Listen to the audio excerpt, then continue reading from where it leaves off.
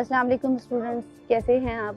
उम्मीद करती हूँ कि ठीक ठाक होंगे और दुआएं हैं मेरी कि आप लोग हमेशा ठीक ठाक और खुशबाश रहें, खुद भी खुश रहें और अपने इर्द गिर्द के माहौल को भी खुशगवार बना के रखें, अपने से जुड़े लोगों को भी हमेशा खुश रखें। अच्छा, आज की वीडियो हमारी बहुत इम्पॉर्टेंट है। सबको पता है इम्तहानों का ज़माना करीब है, इंटर के एग्ज़ाम्स हैं, डिग्री के एग्ज़ाम्स हैं, वो हमारे करीब हैं। और आज जो हम वीडियो बना रहे हैं वो स्टूडेंट्स के लिए बहुत अहम है इस हवाले से कि आप इम्तहानात में मार्क्स कैसे गेन कर सकते हैं, कौन सी ऐसी गलतियां हैं जो आप करते हैं जिसकी वजह से आपके मार्क्स कम हो जाते हैं। क्योंकि आपको पता है मैं पाकिस्तान स्टडीज़ की बात कर रही हूँ, मैं पाकिस्तान स्टडीज़ पढ़ाती हूँ, पिछली वीडियोज़ में आपने देखा हुआ है मुझे। तो आज जो मैं आपको मार्क्स डिस्ट्रीब्यूशन बता रही हूँ वो पाकिस्तान स्टडीज़ की है कि आपको अपने सब्जेक्ट को और अपने पेपर को ड्राफ्ट करते हुए, अपने पेपर को करते हुए किस तरह जो है मार्क्स को डिवाइड करना है, टाइम मैनेजमेंट कैसे रखनी है। बहुत अहम चीज़ है टाइम मैनेजमेंट। पाकिस्तान स्टडीज़ तवील सब्जेक्ट है, इसके अंदर बहुत सारा लिखना पड़ता है और फिर इसका रिजल्ट ये निकलता है कि बच्चे टाइम मैनेज करके घर से नहीं जाते, पूरे साल प्रिपेयर नहीं होते हैं उसका, और आखिर में उनका पेपर रह जाता है। तो चलते हैं मार्क्स डिस्ट्रीब्यूशन की तरफ। मैंने जो टाइम आपका कैलकुलेट किया है, आपको पता है कि 2 घंटे होते हैं, 2 घंटे में जो है 120 मिनट्स है हमारे पास। 120 मिनट्स को हमने इस तरह डिवाइड किया है कि जब आपको फर्स्ट टाइम जो पेपर मिलता है तो 5 मिनट्स के अंदर आप देखिए ये दो चीज़ें एक साथ आनी है। एमसीक्यूज़ का पेपर आपको अलग मिलता है और दूसरा पेपर मिलता है वो सब्जेक्टिव होता है। एमसीक्यूज़ पेपर आपका 10 से 15 मिनट का, 15 मिनट का ज़्यादातर टाइम होता है और वो आपसे वापस ले लिया जाता है। आपने डिस्ट्रीब्यूट कैसे करना है, एमसीक्यूज़ आपके पास आए हैं, 5 मिनट्स के अंदर आपने पढ़ना है और उसी के साथ साथ कुछ स्टूडेंट्स ऐसा करते हैं कि उसी के साथ साथ वो मार्क करते जाते हैं।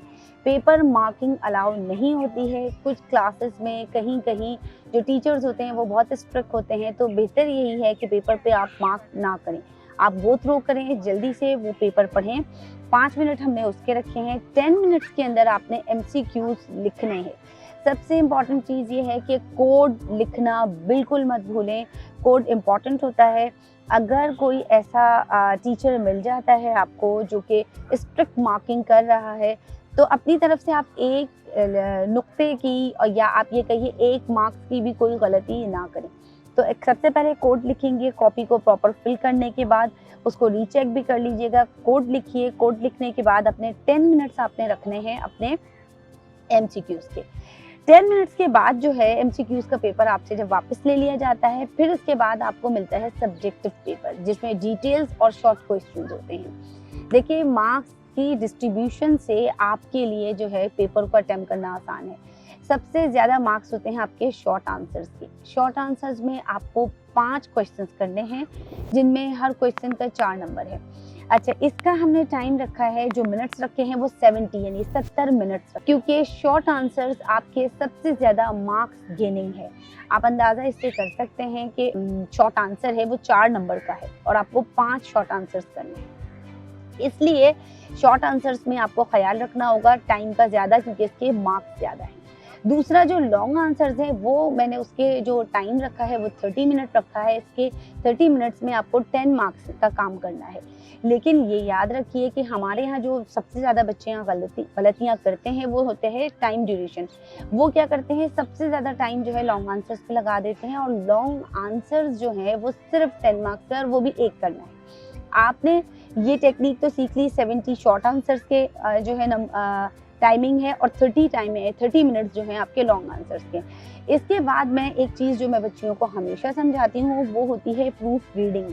लिखते हुए हम कभी कभी गलती करते हैं, हम कभी का, की, के या फिर हेडिंग्स जो है हम कोई ना कोई छोटी मोटी मिस्टेक्स करते हैं। तो आप अगर अपने पेपर के लिए आखिर में 5 मिनट रखें प्रूफ रीडिंग के, तो ये आपके लिए बहुत अहम और बहुत अच्छा होगा। अब हम ये टाइम डिस्ट्रीब्यूशन है, मैं रिपीट कर रही हूँ। 5 मिनट्स आपने पेपर रीडिंग के रखे हैं, 10 मिनट्स आपने एमसीक्यूज़ के रखे हैं, 70 मिनट्स आपने शॉर्ट आंसर्स के रखे हैं, 30 मिनट्स लॉन्ग आंसर्स के रखे हैं और प्रूफ रीडिंग के आपने 5 मिनट्स रखे हैं। अब हम चलते हैं कि पेपर को, एमसीक्यूज़ तो बहुत सिंपल होते हैं, उनके आंसर्स आपको करने। शॉर्ट और लॉन्ग आंसर्स को, how to attempt your short and long questions. देखिए शॉर्ट क्वेश्चंस में आमतौर से समझा जाता है कि शॉर्ट क्वेश्चंस हैं वो आपसे 4 लाइनों के जवाब मांगे हैं, 4 नंबर का है तो 4 लाइनों में कर दें। ये बिल्कुल गलत कॉन्सेप्ट है। पाकिस्तान स्टडीज़ में आपको ज़्यादा लिखना पड़ता है। देखिए सिंध टेक्स्ट बुक के मुताबिक अगर आपको काम करना पड़ता है तो आपको ज़्यादा लिखना पड़ेगा और हर शॉर्ट आंसर्स को कम अज़ कम आप 1.5 सफ़े का ज़रूर लिखें। जब आप 1.5 सफ़े का लिखेंगे तब जाके आप जो है इसको प्रॉपर मार्क्स गेनिंग के काबिल होंगे। लॉन्ग आंसर्स और शॉर्ट आंसर्स दोनों में हेडिंग के बगैर आप काम नहीं कर सकते, आपको हेडिंग डालनी पड़ेगी। आमतौर से जो मेरे पास कॉपीज़ आती हैं उसमें शॉर्ट आंसर्स में बच्चियां या बच्चे जो हैं वो हेडिंग्स नहीं डालते हैं और वो समझते हैं कि वो शॉर्ट अगर उन्होंने मांगा है तो वो बिल्कुल ही शॉर्ट लिख देते हैं, वो 4 या 3 लाइनों में वो जवाब ख़त्म हो जाता है और उसका रिजल्ट ये निकलता है कि वो मार्क्स ज़्यादा गेन नहीं कर सकेंगे। आपने लॉन्ग क्वेश्चंस में जिस तरह काम करना है, मटेरियल लॉन्ग क्वेश्चंस में ज़्यादा होता है, हेडिंग्स भी होती हैं। शॉर्ट क्वेश्चंस में बेशक मटेरियल आपका कम हो। जैसे एक क्वेश्चन आता है cultural heritage of Pakistan, Pakistan का सकाफती विरसा। अब ये जो सकाफती विरसा है, ये क्वेश्चन अगर आप, ये है लॉन्ग का क्वेश्चन, अगर ये आपके पास शॉर्ट में आ गया तो आप मुझे बताइए कि आप इसे किस तरह लिखेंगे। आप इसके साथ एक काम ये करेंगे कि सारी हेडिंग्स लिखेंगे, सारे हेडिंग्स के साथ मटेरियल को बहुत शॉर्ट कर देंगे। 2-2, 3-3, बहुत मुश्किल से 2-3 लाइन है, 2 लाइनों का मटेरियल लिखें, क्योंकि जब चेकर आपकी कॉपी को पढ़ता है तो उसे अंदाज़ा हो जाता है कि बच्चे ने, शुरू में ही अंदाज़ा हो जाता है कि बच्चे ने किस तरह काम किया है ये, और ये कॉपी कितना वेटेज, कितना मार्क्स गेन कर सकती है, ये स्टार्टिंग में ही हमें पता चल जाता है। दूसरी जो अहम गलती बच्चियाँ करती हैं वो ये करती हैं कि वो कॉपी को, मतलब इंटर की क्लास में कॉपी को सजाने का काम, डेकोरेशन का काम शुरू कर दे। आप बड़ी क्लास के स्टूडेंट्स हैं तो आपने सादा सा पेन इस्तेमाल करना है जो कि नीला यानी ब्लू और ब्लैक होगा। इसके अलावा कोई और रंग इस्तेमाल करने की एग्ज़ाम में इजाज़त नहीं होती। उसके अंदर लिखा होता है कि इन रोशनाइयों में ब्लू और ब्लैक जो है, इन कलर्स के अलावा कोई और कलर इस्तेमाल हुआ तो हम मार्क्स जो है वो डिडक्ट करेंगे यानी माइनस कर देंगे। लेकिन ऐसा करते नहीं हैं आमतौर से, लेकिन आप अपनी तरफ से कोशिश करें कि इन दोनों कलर्स के अलावा कोई कलर इस्तेमाल ना करें। एक चीज़ और होती है कि वो बच्चियां लकीरें बनाती हैं, एक तरफ यहाँ भी लकीर बनी हुई है, इंग्लिश साइड पे हमारी जो कॉपीज़ होती हैं उसकी इंग्लिश साइड पे जो है ऐसे लकीर इस तरफ होती है और वहीं से फिर बच्चे काम शुरू करते हैं। जो इंग्लिश मीडियम होते हैं, जो उर्दू मीडियम होते हैं वो इस साइड से करते हैं। आपको एग्जामिनेशन कॉपी में मार्जिन यानी लकीरें बनाने की ज़रूरत नहीं होती, हम लकीरें चेक नहीं कर रहे होते और इसलिए आपका टाइम ख़राब करने वाली एक्टिविटी। दूसरी जो एक्टिविटी होती है वो स्टूडेंट्स की एक और होती है। देखें कि आपने एक हेडिंग डाली, हेडिंग के बाद आपने क्या किया, आपने उसके नीचे एक लकीर, दूसरी लकीर, तीसरी और चौथी और न जाने कितनी लकीरें वो बच्चे डाल के जाते हैं। ये आपकी कॉपी का लुक ख़राब करती हैं, ये आपकी प्रेजेंटेशन को बहुत ज़्यादा नेगेटिव बना देती है। जब हम ऐसे बच्चों की कॉपीज़ चेक करते हैं तो फिर हमें अंदाज़ा होता है कि इन बच्चों ने काम में गड़बड़ की होगी या काम ठीक नहीं किया होगा। दूसरी बात, इंग्लिश लिखें या उर्दू लिखें, खुदारा प्रॉपर लिखें। आप उर्दू के इमले को या इंग्लिश के डिक्टेशन को बहुत गलत करते हैं। स्पेलिंग्स अगर नहीं आती, कहीं पे गड़बड़ हो रही है, स्पेलिंग्स को प्रॉपर चेक करके याद करके जाएं आप। इमला अगर आपको कहीं पे गड़बड़ कर रहा है, कभी कभी ऐसा होता है कि आप कोई जुमला लिख रहे होते हैं तो वो आपके जहन से निकल जाता है कि वो लफ्ज़ जो है आप वो कैसे लिखें। तो बेहतर ये होता है कि वो लफ्ज़ उस वक्त आप छोड़ दें, आगे काम करें और जहन में रिकॉल आप करते ही रहेंगे। जब आप प्रूफ रीड कर रहे होते हैं आमतौर से वो याद आ जाता है और वो आप लिख सकते हैं। लेकिन मुझे इस बात बहुत शिकायत है इन बच्चों से कि जब हम उर्दू की कॉपीज़ चेक करें या इंग्लिश की कॉपीज़ चेक करें, हमें नहीं समझ में आ रहा होता कि इन्होंने किस तरह काम किया है। और एक और इम्पॉर्टेंट नुक्ता ये है कि जब आप कॉपी पे काम शुरू करते हैं तो वो काम इस तरह होता है कि जब एग्जामिनर, जब चेकर आपकी कॉपी चेक करता है, जब उसने स्टार्टिंग से पढ़ना शुरू किया, 1-2 लाइनों के बाद ही वो, अगर आपने सही से प्रॉपर नहीं लिखा हुआ, इब्तिदा में नहीं लिखा हुआ और आगे चल के आपने बहुत प्रॉपर लिखा है, तो वो शुरू में ही फेडअप हो जाता है और वो फिर पढ़ना छोड़ देता है। जब वो पढ़ना छोड़ता है, ये मैंने एक्सपीरियंस लोगों से डिस्कस करने के बाद ये पॉइंट जो है आपसे शेयर कर रही हूँ। उन्होंने कहा कि फिर हम पढ़ना छोड़ते हैं, जब वो चेकर पढ़ना छोड़ देता है तो उसका मतलब है कि आपके हाथ से आपके मार्क्स चले जाते हैं।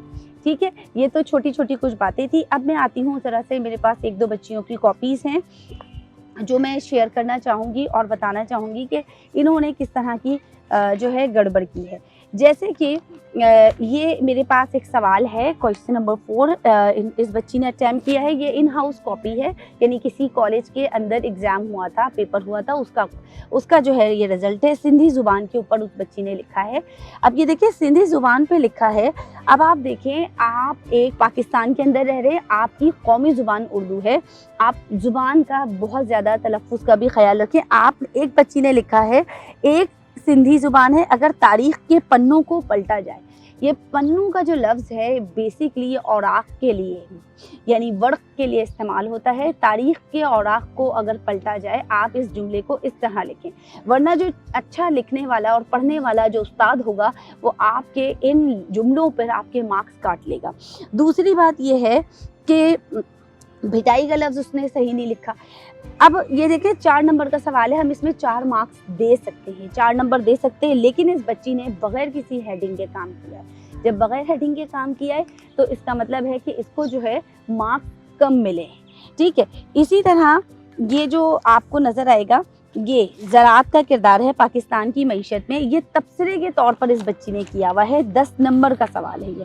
बेशक इसने बहुत अच्छा लिखा होगा, लेकिन हेडिंग के साथ अगर आप काम नहीं करेंगे, आपके काम में वो खूबसूरती नहीं आएगी, पढ़ने वाले को वो मज़ा नहीं आएगा।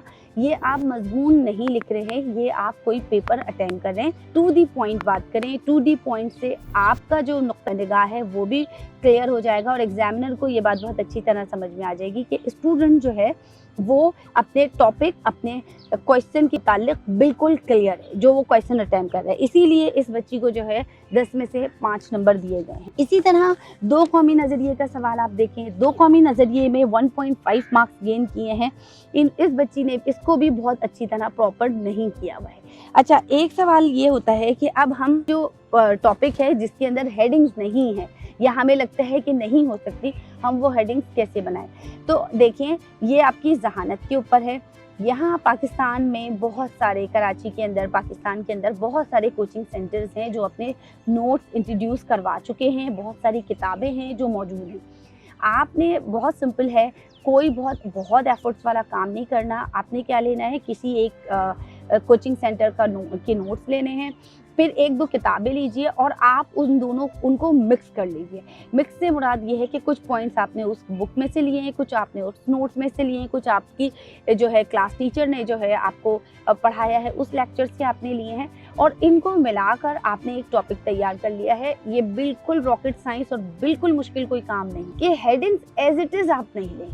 जैसे हेडिंग फ़र्ज़ करें कि हिंदू मुस्लिम इत्तेहाद के ऊपर बात हो रही है, या फिर ये कि 2 कौमी नज़रिए के ऊपर बात हो रही है। फ़र्ज़ करें किसी कोचिंग सेंटर की में जो है जो उनके नोट्स हैं उसके अंदर जो है कोई हेडिंग डली हुई है कि 2 कौमी नज़रिए मुसलमानों का इत्तेहाद।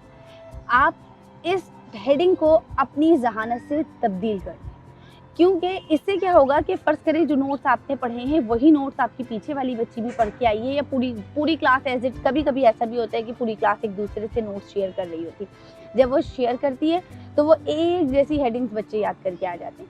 तो इससे जो है ना, जो चेकर होता है उसको कॉपी चेक करने में बहुत मज़ा भी नहीं आता, और कहीं कहीं ये भी नेगेटिव इम्प्रेशन भी जाता है कि शायद इस क्लास में चीटिंग हुई होगी। तो इससे अपने आप को बचाइए। दूसरी एक अहम बात ये कि जब हम अखबारात पढ़ते हैं, जब हम कोई कॉलम्स पढ़ते हैं, यूँ उर्दू ज़ुबान से मुताल्लिक़ किसी अखबार में कोई कॉलम आ गया, मैंने उस अखबार की उस तारीख़ को और उस राइटर के उस कॉलम को, उस राइटर को याद कर लिया कि उसे जो है मैंने उसका नाम ब्लैक या ब्लू पॉइंटर से लिख लिया। उसके बाद इन्वर्टेड कॉमास में उसकी छोटी सी जो भी बात है उसे मैंने इन्वर्टेड कॉमास में लिखा। आप मफ़हूम की सूरत में बयान कर दें, आप एज इट इज़ लफ्ज़ों को रट के मत जाएँ। तो इससे फिर क्या होता है कि जो चेकर होता है उसको पता चलता है कि आप वाकई कुछ एक्स्ट्रा भी पढ़ने लिखने की कोशिशें करते हैं। कोई किताब आपने पढ़ी, फ़र्ज़ करें कि डॉक्टर जमील जालबी ने जो है कल्चर ऑफ पाकिस्तान पे लिखा हुआ है, तो आप उनके ऊपर लिख सकते हैं पाकिस्तानी कल्चर के मसाइल में डॉक्टर जमील जालबी, अपनी किताब पाकिस्तानी कल्चर के मसाइल में डॉक्टर जमील जालबी ये कहते हैं। तो इससे जो है एक बहुत अच्छा इम्प्रेशन पड़ता है। ये थी मेरे पास उर्दू की। अब मैं अंग्रेज़ी की तरफ ज़रा सा आ जाऊँ तो मैं अंग्रेज़ी की कॉपीज़ जब मैं देखती हूँ तो अब आप देखिए कि देखिए इररेलेवेंट बातें मैंने आपको कहा था कि आप नहीं कीजिएगा। एक क्वेश्चन आया है हमारे पास 1940 टू 1947। अब इसके अंदर जो है उन्होंने उस बच्ची ने बहुत सारी बातें करी हैं, इसमें अंग्रेज़ी भी बहुत सारी गलत है, लिखा बहुत सारा है, अंग्रेज़ी भी गलत है और उसके बाद इररेलेवेंट लिखा है। रेलेवेंट चीज़ें नहीं हैं और उसका रिज़ल्ट ये निकलता है कि वो मार्क्स गेन नहीं करते हैं। ये इसके अंदर basic principle of foreign policy question पूछा था, आप इसको जो है हेडिंग वाइज कर सकते हैं, इससे बड़ा फ़ायदा रहेगा। इससे जो है पढ़ने वाले को चेक कर ऐसे पॉइंट्स भी लिख सकते हैं, आपने लिखा ज़्यादा है लेकिन इसके अंदर हेडिंग बनाए। तो ये वो कुछ गुजारिशात हैं, कुछ चीज़ें हैं, कुछ गलतियाँ हैं जो मेरी बच्चियाँ करती हैं, जो स्टूडेंट्स करते हैं और जिनकी वजह से उनके मार्क्स अच्छे नहीं आते। दूसरी जो इम्पॉर्टेंट बात मैं आपको कहना चाहती हूँ, आप लोग जो कंपलसरी सब्जेक्ट्स होते हैं, कंपलसरी जैसे इंग्लिश, उर्दू, पाकिस्तानी स्टडीज़, इस तरह की जो सब्जेक्ट्स आपके पास आते हैं, इन सब्जेक्ट्स को बच्चे जो है ख़ास तौर से साइंस के स्टूडेंट्स जो है ये कंसीडर नहीं करते। इसका रिज़ल्ट बहुत ख़राब हो जाता है, उनके इसका इम्पैक्ट बहुत ख़राब होता है, क्योंकि जब उनकी मार्कशीट आती है तो उन मार्कशीट पे मार्क्स कम होते हैं इन सब्जेक्ट्स के, और इन सब्जेक्ट्स के मार्क्स कम होने की वजह से उनकी जो परसेंटेज है उस पर इफ़ेक्ट होता है कि आप अपने दूसरे सब्जेक्ट्स पे जितनी तवज्जो दे रहे हैं उतनी तवज्जो आप अपनी कंपलसरी पे भी दीजिए, तमाम कंपलसरीज़ पे दीजिए, ताकि आपकी परसेंटेज पर जो है एक अच्छा असर आए और आप एक वेटेज अच्छी परसेंटेज लेकर जाए। मैंने ये वीडियो आप लोगों के लिए शेयर की है, आप लोगों के लिए एफर्ट्स की हैं, थोड़ी सी मैंने अपने सीनियर से गुफ्तगू की है इस हवाले से, और थोड़ा जो मेरा अपना तजुर्बा है, मैं ख़ुद भी असेसमेंट करती रही हूँ, तो मुझे आइडिया रहा है कि बच्चियाँ किस तरह या बच्चे जो है वो किस तरह काम करते हैं और कौन सी वो गलतियाँ होती हैं जिसकी वजह से मार्क्स वो गेन नहीं कर सकते। तो ये वीडियो ना सिर्फ आप खुद देखें बल्कि अपने दोस्तों को और अपनी जो इर्द गिर्द जो स्टूडेंट्स हैं उनको शेयर करें, ताकि वो भी मार्क्स जो है प्रॉपर तरीके से गेन कर सकें। अगली वीडियो में आपसे मुलाकात होती है, अब तक के लिए इतना ही। अल्लाह हाफ़िज़।